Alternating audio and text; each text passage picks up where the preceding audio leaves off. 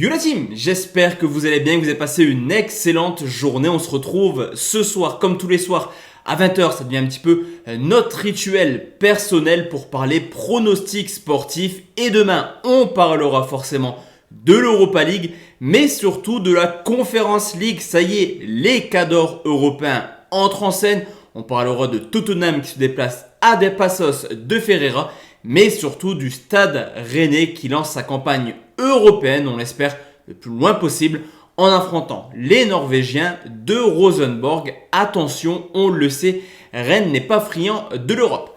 Juste avant de parler pronostic, la team, le petit rituel, le petit pouce bleu sur cette vidéo. Également, demain à 17h, les pronostics Ligue 1 concernant la troisième journée. Vous avez aussi la possibilité de me rejoindre sur tous les réseaux sociaux. On s'abonne sur YouTube, on active la petite cloche de notification pour recevoir toutes les notifs justement quand je sors une vidéo. Sur Telegram, vous avez également la possibilité de me suivre, le canal Débrief Pronofoot où hier on fait passer des cotes plutôt intéressantes. Je pense au but de Reus, coté à 3,32, à une double chance buteur Lewandowski-Goretzka ou alors le but d'Adeyemi avec Salzbourg. N'hésitez pas à nous rejoindre, mais également sur le canal Telegram de la team Parieur où là aussi on propose pas mal de cotes avec plus de 33 000 membres sur ce canal. Juste avant de parler pronostics, on fait également le bilan de ce qu'il s'est passé hier. 3 pronostics à vous donner, un bon pronostic. Le Bayern qui marque au moins 2 buts à Dortmund, c'est passé crème, 3 buts inscrits par les Bavarois. Un pronostic perdant qui était les deux équipes marques entre Monaco et Donetsk. Malgré pas mal d'actions, le gardien ukrainien a quand même sorti pas mal de belles petites parades. Et un pronostic remboursé, vous le savez, cette technique, 13 jours de suite sans défaite avec les pronos sécurisés, qui est tout simplement une victoire de Zagreb remboursée. Si Tiraspol nous surprend encore une fois, ils ont moins fait que nous surprendre en s'imposant largement à domicile et pourraient donc accéder aux phases de poule de la Ligue des Champions. Ni une de la team, on part sur les 3 pronostics. On commence tout de suite au Danemark où Randers reçoit Galatasaray. Randers qui a terminé 6e du championnat danois, qui a plutôt un bilan neutre à domicile. On va pas se mentir, 6 victoires, 3 nuls pour tout de même 7 défaites en 16 matchs, mais qui pour l'instant, cette année, est invaincu à domicile. De son côté, Galatasaray qui a failli être champion, tout de même de Turquie, un bilan à l'extérieur assez incroyable. Tout ou rien, capable du meilleur, 14 victoires en 20 déplacements, mais également capable du pire, on en reviendra par la suite, avec tout de même 6 défaites l'an passé en championnat.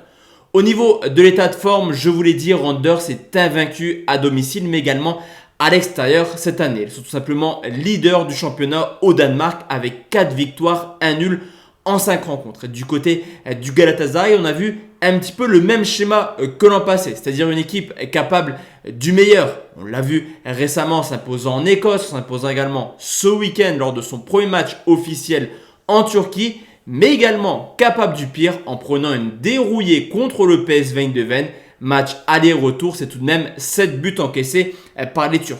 On le sait également, le Galatasaray sur le papier est supérieur à Randers. Je pense à Jang, Fegouli, on a également Van Aanholt qui sort d'un très bel Euro avec les Pays-Bas. Falcao, vous l'aurez compris, il y a du talent du côté du Galatasaray. Mais là encore une fois, ce week-end, on a pu voir une équipe un petit peu à cran. Témoigne cette bagarre entre 2 joueurs qui a vu l'un des 2 joueurs se faire expulser. Sur le coup, je pense que les Turcs sont capables de faire le taf malgré le fait que les Danois sont invaincus cette année. Cependant, attention, ça reste un déplacement assez délicat. On sécurise notre pronostic comme je vous l'ai dit. Victoire de Galatasaray remboursée si les Randers s'imposent à domicile. C'est tout de même coté 1,49. Deuxième pronostic, la team, on va aller en France où on va parler du Stade Rennais qui reçoit Rosenborg. Match ultra intéressant pour le lancement de la campagne européenne Rennais. On le sait là aussi, l'an passé ça n'a pas été extraordinaire à domicile et surtout en Europe où en 3 matchs de Ligue des Champions, un seul petit point et tout de même 6 buts encaissés. De son côté, Rosenborg est tout simplement la meilleure équipe à l'extérieur cette année dans son championnat avec Molde. C'est assez impressionnant leurs statistiques, 2e meilleure attaque avec tout de même 13 buts marqués. Au niveau de l'état de forme, malgré des choses assez intéressantes montrées par les Rennais, que ce soit contre Lens ou contre Brest, la donne est simple, 2 matchs nuls, toujours cette notion de but encaissé. On peut également constater l'an passé une équipe qui a encaissé pas mal de buts à domicile. De son côté, Rosenborg est plutôt pas mal, il reste sur une très belle série de 11 matchs sans défaite dont 9 victoires de suite. Également pas mal de buts marqués, on l'a vu en Europa League ou en 4 confrontations, ils ont marqué à 14 reprises. On le sait également, historiquement, Rennes a du mal en Coupe d'Europe. Et également cette notion où les clubs français en général se sentent un petit peu supérieurs lors de leur confrontation contre des championnats mineurs. Attention tout de même car Rosenborg est capable de créer pas mal d'actions et de venir marquer. Cependant, je pense que les Rennais sont intrinsèquement supérieurs et devraient se créer également beaucoup d'actions. Sur ce coup, vous l'aurez compris, je vois un match qui est plutôt assez ouvert et je vais tout simplement partir sur les deux équipes marques qui est là aussi très bien coté à 1,76. Et enfin la team, le dernier pronostic, on va aller au Portugal où Passos de Ferreira reçoit Tottenham. Alors Ferreira, ça a tout simplement été la belle petite surprise au Portugal l'an passé. 5e du championnat avec un très beau bilan à domicile, 10 victoires en 17 matchs et des matchs référence justement des victoires contre Braga mais également Porto. De son côté, Tottenham qui s'est qualifié in extremis pour une compétition européenne avec une victoire à Leicester sur le score de 4-2 a montré de grosses lacunes l'an passé hors de leur base avec seulement 29 points en 19 déplacements mais également en Coupe d'Europe où en 5 déplacements seulement 2 petites victoires pour les Spurs. Au niveau de l'état de forme, Passos de Ferreira reste sur une mauvaise série clairement. Il reste sur 2 défaites de suite, dont un cinglant 3-0 du côté de Boavista. Et on peut quand même constater que sur les 4 matchs officiels cette année pour les Portugais, l'effectif est tellement restreint qu'ils ne peuvent pas faire tourner. Est-ce que cette équipe est capable de jouer tous les 3 jours? On peut réellement se poser la question.